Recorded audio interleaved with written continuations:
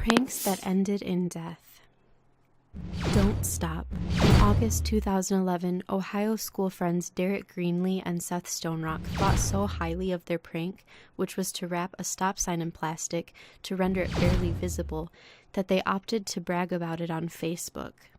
This would prove to be rather clear criminal evidence after two elderly sisters failed to see the hidden sign and drove straight through, getting blindsided by an SUV which had the right-of-way. Older sister Mary was killed instantly, while the younger Jean died later in the hospital. Both teens were charged with tampering with a traffic control device and involuntary manslaughter. A royal pranking.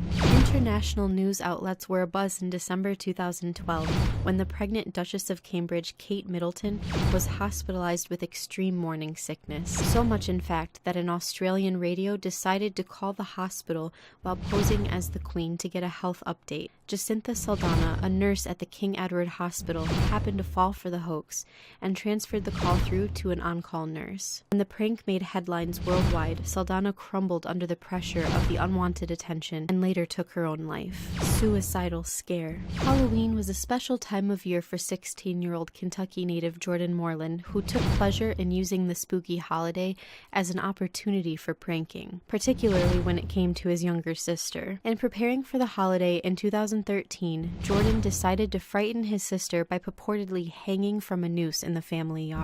It's hard to know what he was thinking, if he was thinking at all, but his little sister found him hanging unconscious, and even with the help of their mother, was unable to save him. People believe Jordan became disoriented while putting the noose around his neck and passed out once it tightened. Reversal of fortunes. A trio of friends embarking in a worldwide trek was pulled over for a pit stop near Queen's Island, Australia, when one friend pulled their car forward in a joking attempt to leave a straggling friend behind. Content with his efforts, the driver began to reverse when he accidentally hit his friend, causing serious head injuries. With no mobile phone service, the men rushed to Charters Towers Hospital, where Sam Minigue was pronounced dead on arrival. The driver was charged with dangerous operation of a motor vehicle causing death and 1 count of drunk driving. Sparks fly. Eric Morelli was trying to draw the attention of his friend on a Sunday morning in June 2014 when he arrived at his family's Southington, Connecticut apartment and threw a lit sparkler through an upstairs window. But instead of finding his friend, who was actually sleeping downstairs, Morelli's sparkler found the room of his friend's sister, Kristen Milano. As the sparkler started a fire, those in the apartment reacted to the smell of smoke and immediately fled. Believing that Kristen was out elsewhere, they were grateful that everyone was safe outside of the burned-down home, until emergency responders notified them that her body had been found.